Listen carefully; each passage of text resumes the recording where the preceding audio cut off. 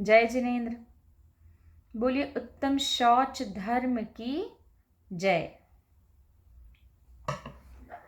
आज का हमारा दिन है चौथा, डे 4, यानी कि उत्तम शौच धर्म।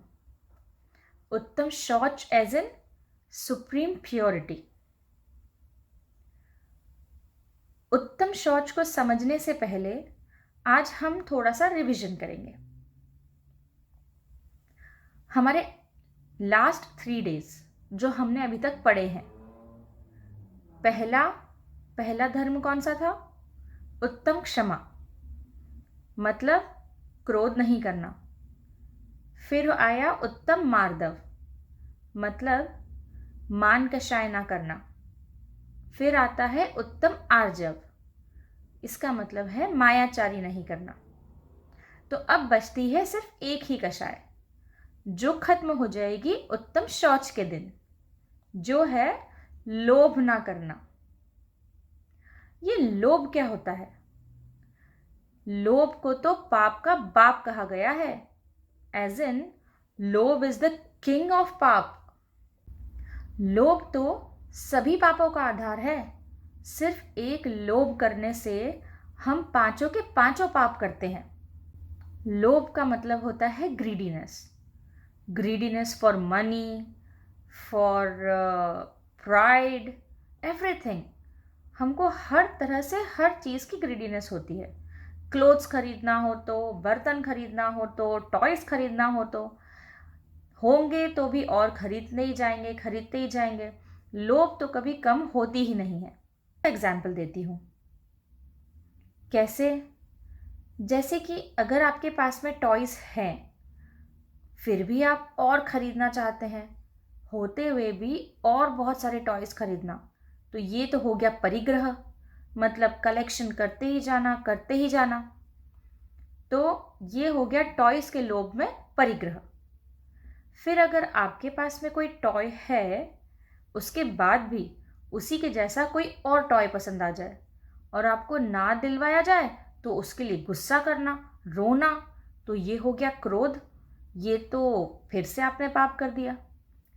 फिर आता है जिद करना किसी भी चीज़ के लिए, कोई भी टॉय के लिए, कि मुझे चाहिए ही, हठी बनना। तो ये सब होते हैं पाप के कारण। तो सिर्फ देखिए, एक टॉय के पीछे हम कितने सारे पाप कर लेते हैं। गुस्सा करते हैं, परिग्रह करते हैं, तो झूठ भी बोल देते हैं कभी कभी कि ये मेरा टॉय ठीक से नहीं चल रहा है तो आप मुझे दूसरा ला दीजिए। तो हिंसा, झूठ, चोरी, कुशील, परिग्रह सब कुछ होता चला जाता है सिर्फ एक टॉय के लोभ में आकर। इसीलिए कहा गया है लोभ तो पाप का बाप है, किंग ऑफ पाप। हु इज किंग ऑफ पाप? लोभ। इसलिए अगर हम ये लोभ को ही छोड़ देंगे तो सोचिए, हम तो पाप ही नहीं करेंगे। अगर हम लोभ करना ही छोड़ दें तो हमारी सोच और हमारी आत्मा दोनों ही कितने प्योर हो जाएंगे। हम कितने सिंपल हो जाएंगे और कितनी सिंप्लिसिटी आ जाएगी हमारे नेचर में।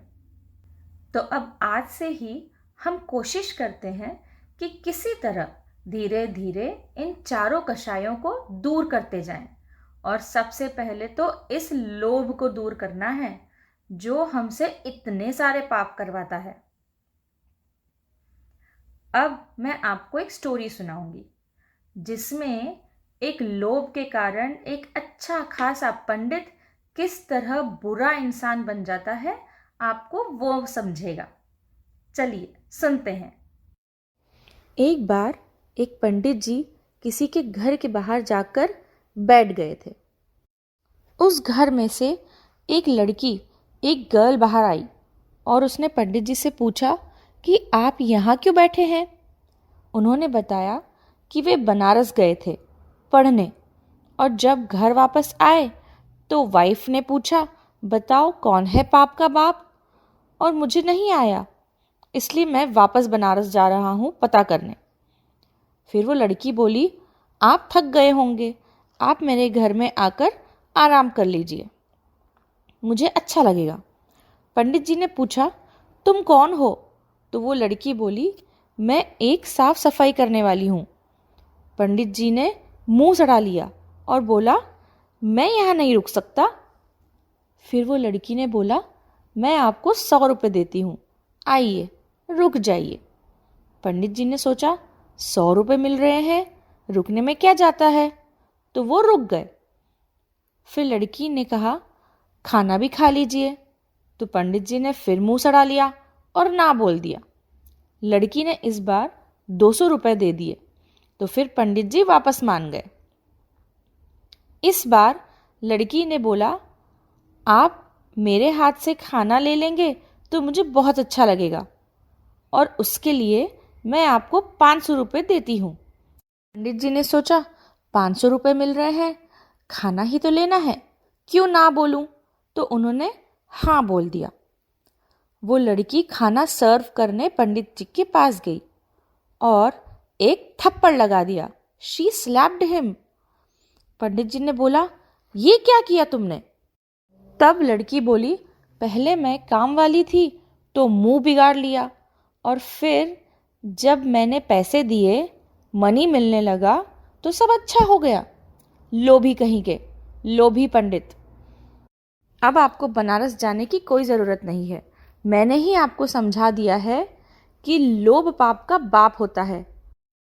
तो देखा आपने कैसे लोभ ने एक अच्छे पंडित को खराब बना दिया। इसलिए हमें अब लोभ को छोड़कर सिंप्लिसिटी को अपनाना है। अपनाएंगे ना? जय जिनेंद्र।